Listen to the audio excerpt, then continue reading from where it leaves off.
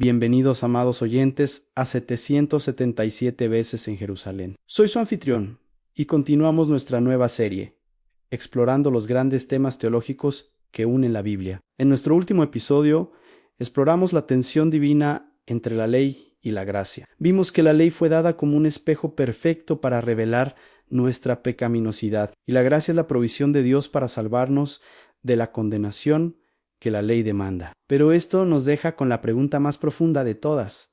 ¿Cómo puede un Dios, que es perfectamente santo y justo, se homo lo revela su ley y perdonar a pecadores culpables? ¿No sería eso injusto? ¿No sería eso comprometer su propia santidad? Si Dios simplemente dijera no importa, te perdono, sería como un juez terrenal que deja ir a un asesino convicto porque siente lástima. Eso no sería justicia, sería corrupción. Para que Dios sea justo, el pecado debe ser castigado. La sentencia de la ley, el alma que pecare, esa morirá, debe cumplirse. Entonces, ¿cómo puede Dios ser, como dice Pablo en Romanos, justo y el que justifica al que es de la fe de Jesús? La respuesta a esta pregunta es el corazón palpitante de toda la Biblia. Es el hilo más sangriento y más hermoso que une todo. Hoy exploramos el tema del sacrificio y la expiación. El primer sacrificio en las hojas de higuera y las pieles. Nuestra historia comienza como Devisej en Génesis capítulo 3. Adán y Eva han roto el pacto, han pecado. Y su reacción inmediata es la vergüenza. ¿Se dan cuenta de que están desnudos?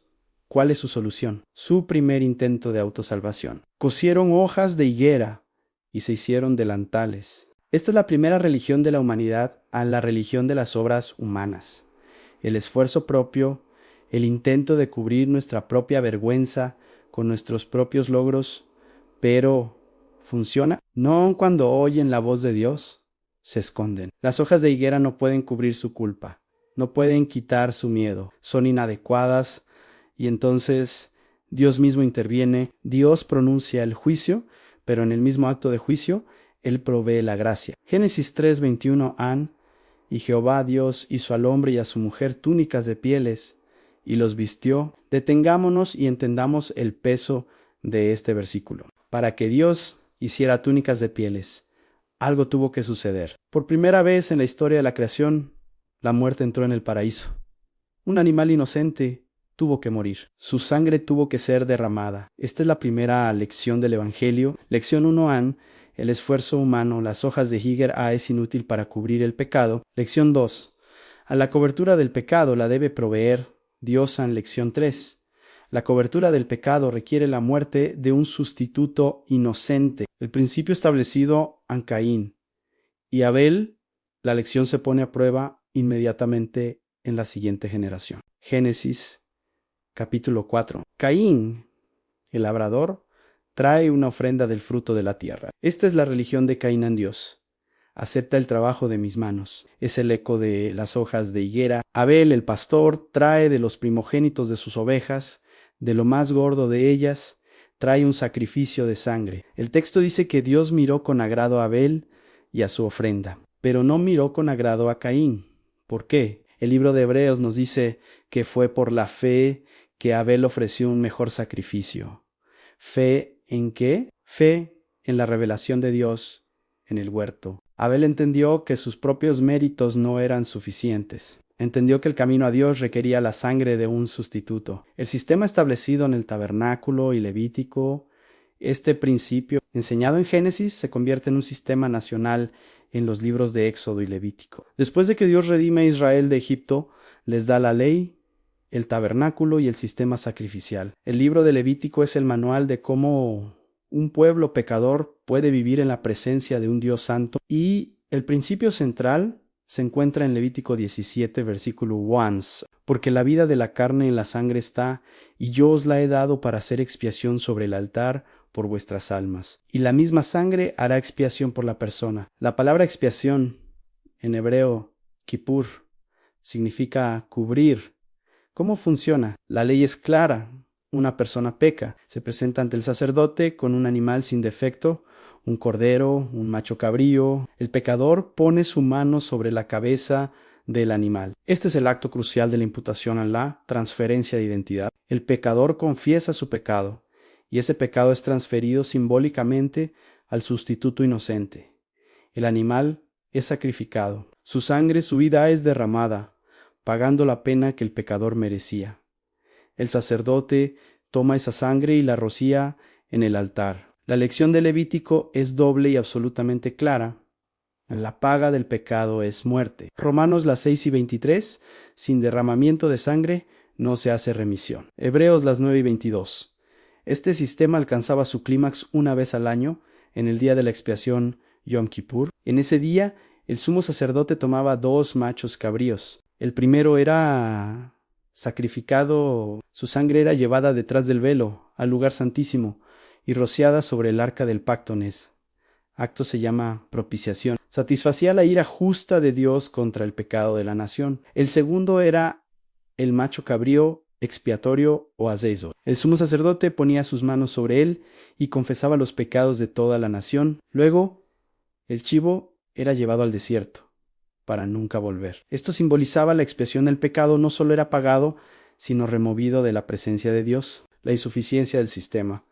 Pero este sistema, aunque divinamente ordenado, tenía un defecto fundamental. Era una sombra en los profetas, como Isaías y Amós lo vieron. Dios le dijo a la nación: aborrecí, abominé vuestras solemnidades, quita de mí la multitud de tus cantares. ¿Por qué? Porque el pueblo ofrecía los sacrificios mecánicamente, mientras sus corazones y sus manos estaban llenos de pecado e injusticia. Pero el autor de Hebreos nos da la razón teológica más profunda. El sistema fallaba porque era temporal y externo, porque la sangre de los toros y de los machos cabríos no puede quitar los pecados, no podían limpiar la conciencia, solo podían cubrir el pecado temporalmente. Cada sacrificio era un recordatorio de que el pecado seguía allí. Cada día de la expiación era la admisión de que el sacrificio del año anterior no había sido suficiente. Todo el sistema del Antiguo Testamento era una gran flecha. Era una profecía viviente. Era un pagaré divino, una promesa de que un día Dios mismo proveería un sacrificio perfecto, final y completo. El cumplimiento, el Cordero de Dios. Y así llegamos al Nuevo Testamento. 400 años de silencio. El templo es más grande que nunca, pero los sacrificios son rituales vacíos. Y un hombre aparece en el Jordán, y Juan el Bautista ve a Jesús de Nazaret y declara la frase que une toda la Biblia: He aquí el Cordero de Dios, que quita el pecado del mundo. Él es el cumplimiento, Él es el sustituto inocente de Génesis 3. Él es la ofrenda aceptada por fe de Abel. Él es el Cordero de la Pascua de Éxodo, cuya sangre nos libra del ángel de la muerte. Él es el macho cabrío sacrificado de Levítico, su sangre llevada al verdadero lugar santísimo, el cielo. Es la propiciación final que satisface la ira de Dios. Romanos 3:25. Él es el macho cabrío expiatorio. Él fue llevado fuera del campamento. Seomo dice Hebreos 13, llevando nuestra culpa para removerla para siempre. Él es el sustituto perfecto. Los sacrificios antiguos fallaban porque eran animales, pero este sacrificio era el Hijo de Dios.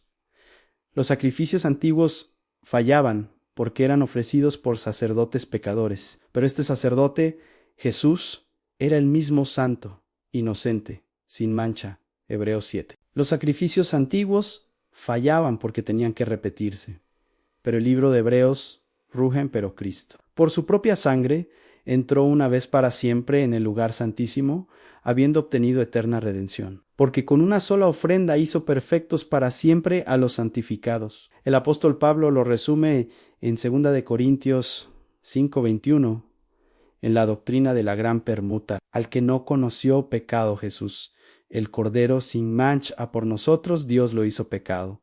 La imputación para que nosotros fuésemos hechos justicia de Dios en él. Cuando Jesús estaba en la cruz, no fue solo un mártir romano, fue el sacerdote y el sacrificio. Fue el momento en que toda la culpa de la humanidad fue puesta sobre él.